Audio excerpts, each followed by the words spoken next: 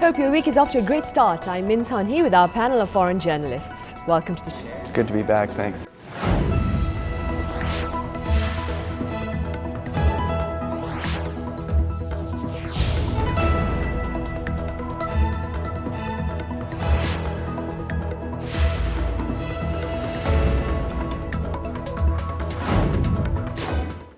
Yes, among the many developments in the news, those related to the economy have also been gaining quite a bit of attention here in Korea. Seoul and Washington have agreed to renegotiate trade talks, while Seoul and Beijing have agreed to renew their currency swap deal. But first, we start with the KORUS FTA. On October 4th, Korea and the United States agreed to renegotiate their free trade deal. 이측 한국 측 둘 다 각자의 관심 사항에 대해서 심도 깊은 논의를 했고요. During his campaign rallies, US President Donald Trump had insisted that the KORUS FTA is an unfair treaty for the United States. It has killed nearly 100,000 jobs. Our exports to South Korea haven't increased at all, but their imports to us have surged more than $15 billion. After his inauguration, President Trump blatantly condemned the FTA, stating that the deal was unacceptable and horrible. South Korean companies sell cars in America. American companies should have that same exact privilege on a reciprocal basis. Not exactly a great deal. The Korean government, for its part, reaffirmed its commitment to the deal while stating that it would speak of the matter with the United States. 미국에 대해서 당당하게 협상할 것이라는 말씀을 드립니다. 미국의 상무부 이쪽의 조사 결과에 의하더라도 한미 FTA는 한미 양국에게 모두 호혜적인 그런 결과를 낳았다는 사실을 알 수 있습니다. Finally, on October 4th, the two countries agreed to begin renegotiations during the second session of the Korea-US FTA Joint Committee. The negotiations are expected to affect various industries in Korea, such as automobiles, steel and agriculture. 중소기업들이 많은 피해를 볼 수 있기 때문에 정부가 좀 더 적극적으로 나서서 현황 파악을 좀 해줬으면 좋겠고요. 무역 규제들, 기관시 장벽들을 해소할 수 있는 부분에 대해 적극적으로 문제 제기를 해서 Korea and the US are poised to discuss the amendments of their trade deal in the near future, and we sit down now to discuss the prospects of those talks. President Trump has called the FTA between Seoul and Washington a horrible accord, and he spoke of plans to amend the deal. Now, Korea, for its part, had earlier claims an amendment was not an issue, but it's happening. They claimed it wouldn't happen, but the issue is happening right now. Do you believe the amendment will prove to be beneficial to the US, Matt? Well, I think it depends on your perspective, and it depends on what the amendments are.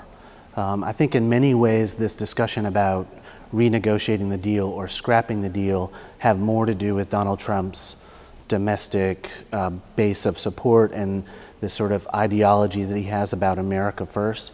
In some ways, I don't know that the deal in any way right now is damaging the US economy, but in his mind and in his trade representative's mind and in his base of support, there's an eagerness to re-examine some of these trade deals around the world.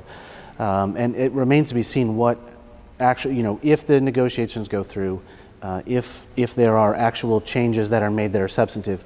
And obviously both countries' legislative bodies have to have a say in this as well. So we could be a long time off before we know really what the effect will be. What are your thoughts, Tom? Well, I thought that the South Korean side was actually quite diplomatic in saying that they'd discuss it. I was afraid they might not discuss it at all. But it's going to be a very hard discussion because one area that U.S. is particularly interested in is opening up the South Korean market to U.S. agricultural exports.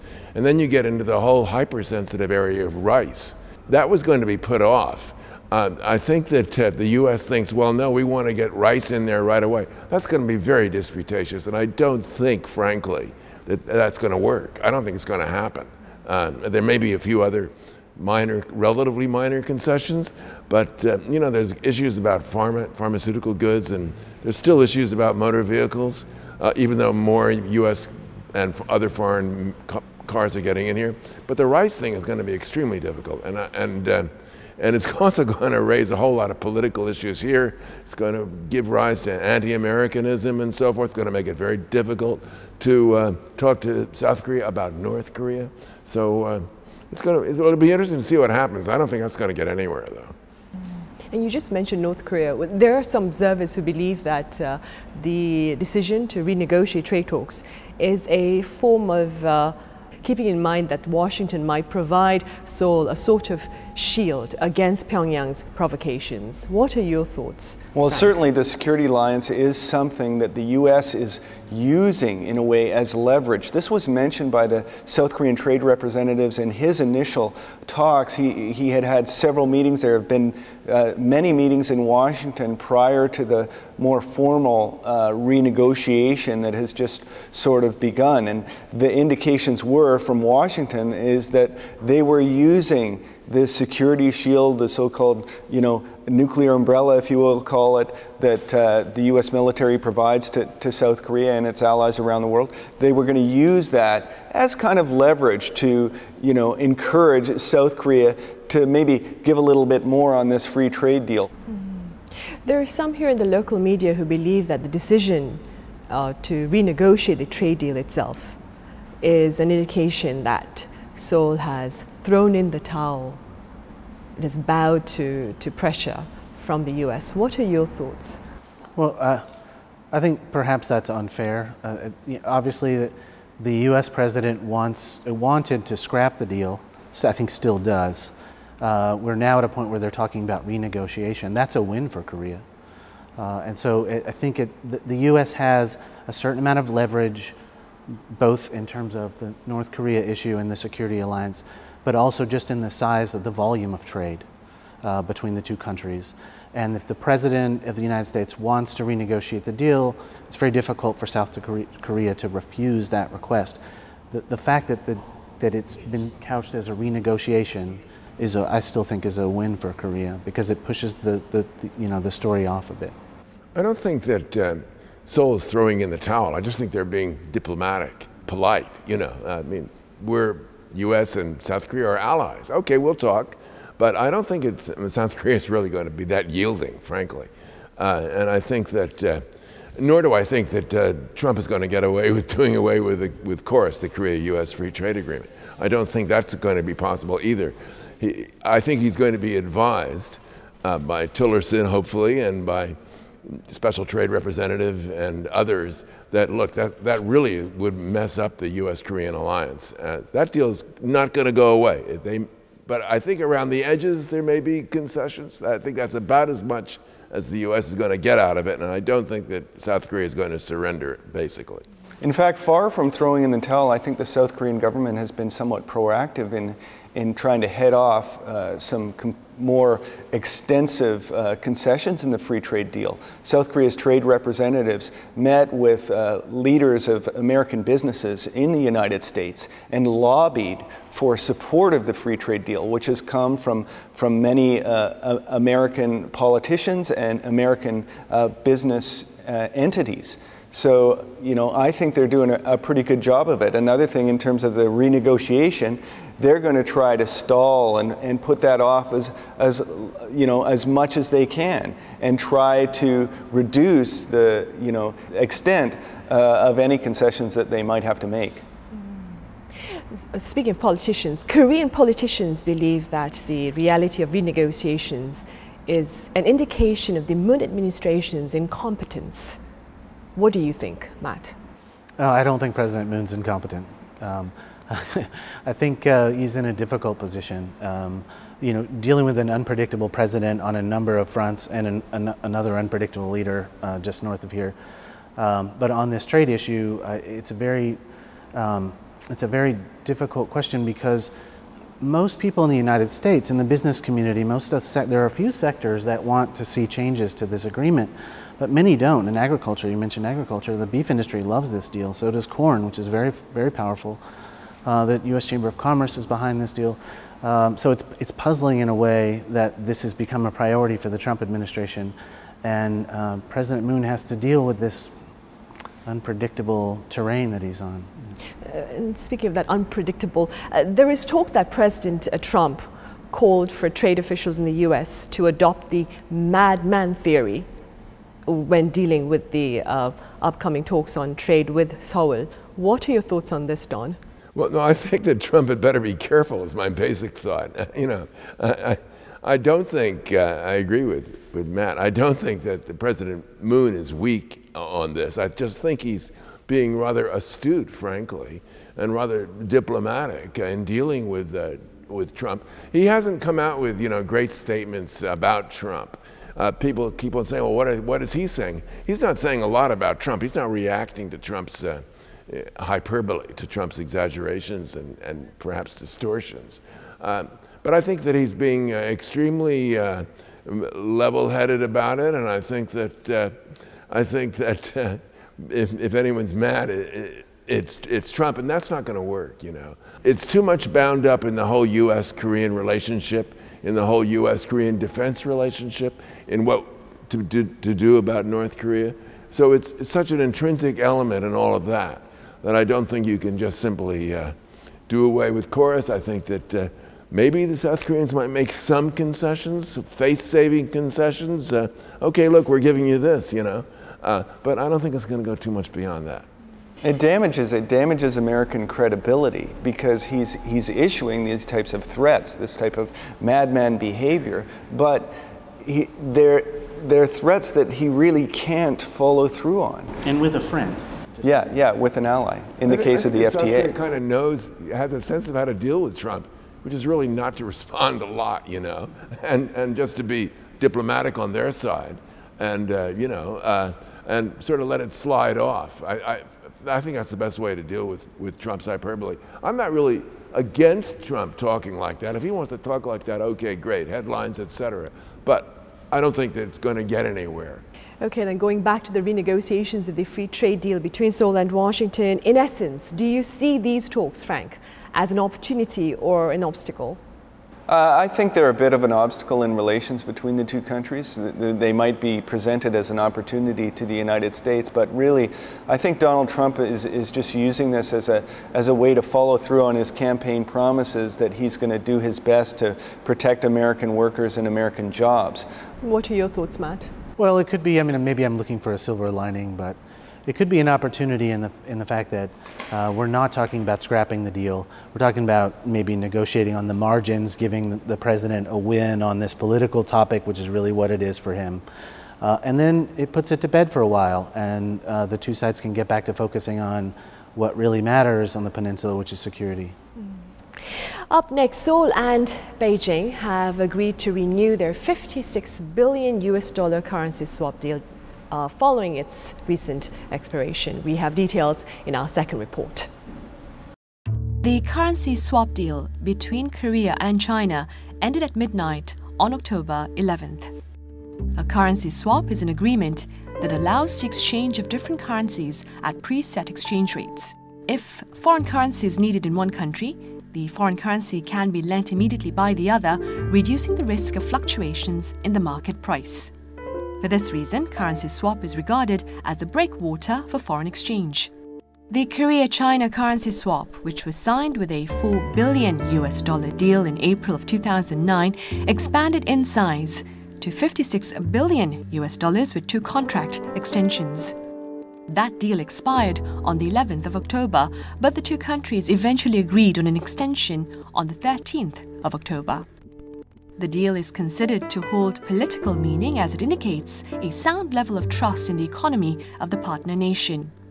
Some observers believe the decision to renew the deal was delayed amid the fallout from THAAD. Britain's Financial Times reported that the extension of the 8-year-old deal had been seen as a yardstick for relations between the two neighbours, which have frayed over Seoul's deployment of the THAAD despite Beijing's opposition. Japan's Asahi Shimbun earlier reported that although South Korea was calling for an extension of the Korea-China currency swap, it appeared that China was not responding, since bilateral relations have cooled over the deployment of THAAD.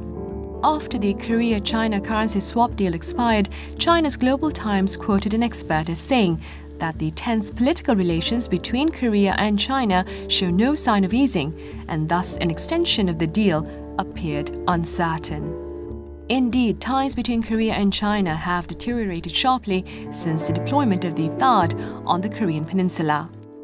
For over a year, China has employed economic retaliation to express its discontent. Now, the ability to overcome such challenges and to turn the current obstacle into an opportunity seems crucial. Right, first then, let's begin with your gauge of the Korean economy. Now, following despite the fact that the International Monetary Fund recently raised Korea's growth to 3% from 2.7%, pundits here believe Korea's economy is in trouble. Frank, what are your thoughts? Well, I think the problems with the Korean economy don't have to do with growth. It has to do with the nature of the economy and who's participating in that growth. South Korea is an export-led country. That means that, generally speaking, it's larger businesses, corporations, chaebol, and their investors and their employees that are benefiting from this growth because it's represented by an expansion of exports. South Korea's growth is, I think, strongly linked to its exports. What that results in, that growth is measuring growth on that level. Where it's not measuring growth, I believe, is in the expansion of a group in the middle class that is moving down, sliding downward. And it's a trend that we see repeated in countries around the world. And that would be my concern with the South Korean economy. What are your thoughts on Korea's economy? I agree with what Frank said. I think that 3% growth is fine. It's good compared to recent years of projections. It's not in line with the growth that Korea experienced decades ago with other emerging Asian democracies like Taiwan, where you saw these large growth figures. But that growth in that the health of the economy, at least in the top line numbers in terms of the stock market and the overall growth rate, isn't necessarily trickling down to average people and young people.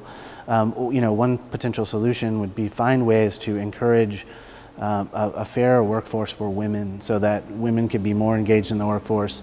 And there could be more domestic consumption because more people are spending money and earning money in Korea as opposed to devoting so much attention on exports. Yes, everybody says that trickle down isn't working, middle class is getting poor, which may be true, but 3% growth is pretty good actually. And President Moon is dedicated, by the way, to trying to redress some of these inequities. He ran on that. He had terrific liberal support on the basis of what he would do for the middle class and the working class. And I think he's going to keep on trying to do what he can.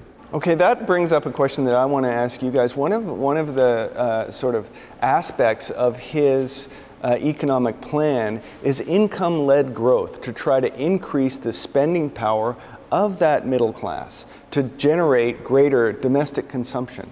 So I think you guys, write a little bit more and cover the economy certainly more than I do. How do you think that this strategy, this policy of income-led growth will pan out for South Korea? Well, I mean, I feel like South Korea has to diversify its economy. It's way too dependent on China and the United States and a couple other countries for exports. That's sort of the real thrust of the economy. That's why I brought up women. I feel like the country invests so much money in educating young women, and then they begin families and they leave the workforce, and that puts a dent in the domestic consumption.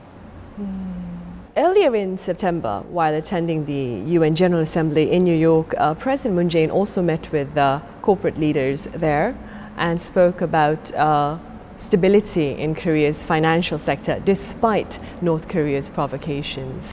나는 지금이야말로 다시 도약하는 한국 경제에 투자해야 할 시점이라고 자신 있게 말씀드립니다. To what extent does Pyongyang's belligerence, so to speak, affect Korea's economy, Frank? I don't think North Korea has a huge effect. The North Korea risk has a huge effect on the economy.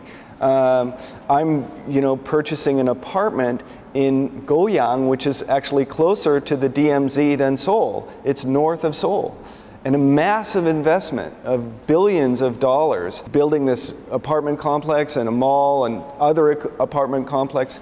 Ilsan, the satellite city north of Seoul, is another testament to the feeling that the so-called North Korea threat really isn't something that's affecting business decisions in South Korea, or I feel the South Korean economy.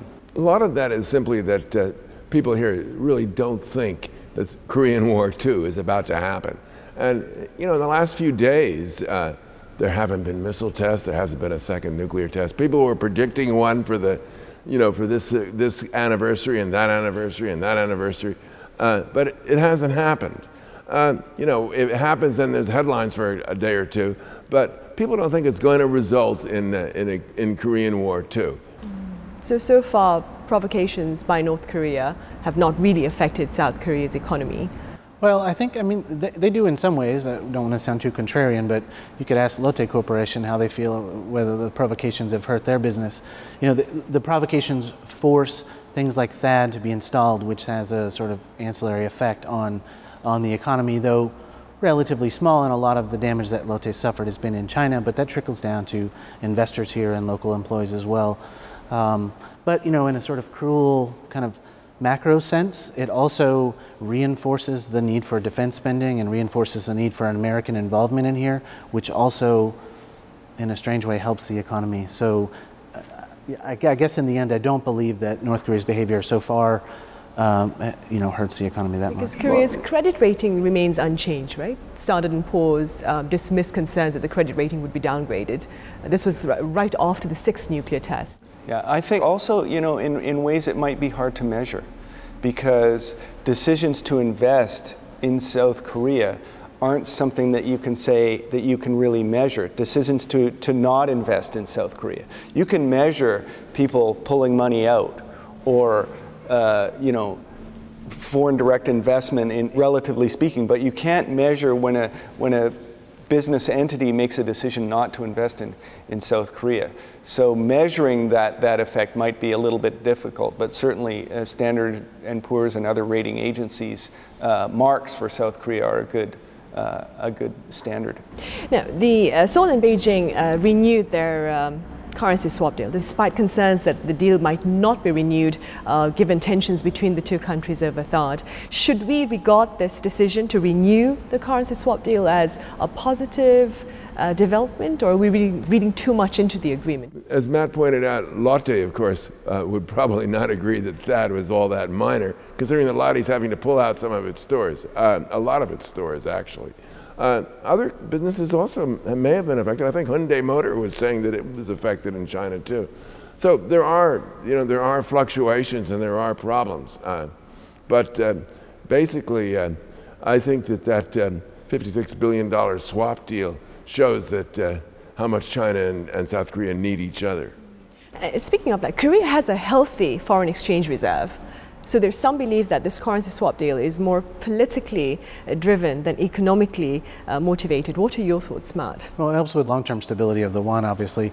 But yes, it does in some ways send a signal to investors and to people in the country, to elected officials, that this dispute that's caused disruption in the tourism industry here and has hurt Lotte really is minor in the grand scheme of the relationship between South Korea and China. At the end, trade and business and economic prosperity generally win out over petty political disputes.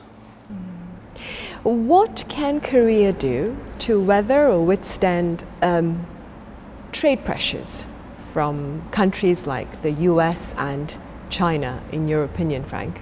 I think, Matt mentioned this before when I asked him about income-led growth. South Korea needs to diversify its economy in a number of ways. One is develop more domestic consumption.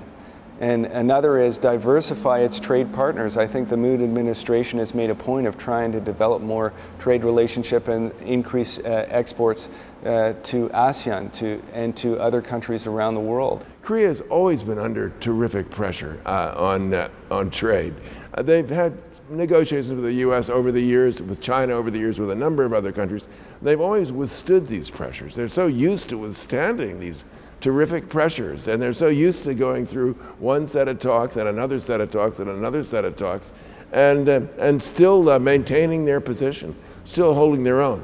Obviously, Korea has to diversify. That's true. How can Korea diversify, though? Where are they going to find these markets, and where are they going to get? Where are they going to sell more products? They're selling as hard as they can in Europe and Latin America and Africa, but can they really get out of the arrangement, the all-important arrangements, huge surplus with China, huge surplus with the U.S.? How can they get out of that? I'm not sure they want to get out of it, frankly. I think that's going to go on, and I think there's going to be pressure, but Korea, as it has done for years, is going to withstand these pressures. Right. Well, that's all the time we have for this edition of Foreign Correspondents. Thank you for watching, and do join us again next time.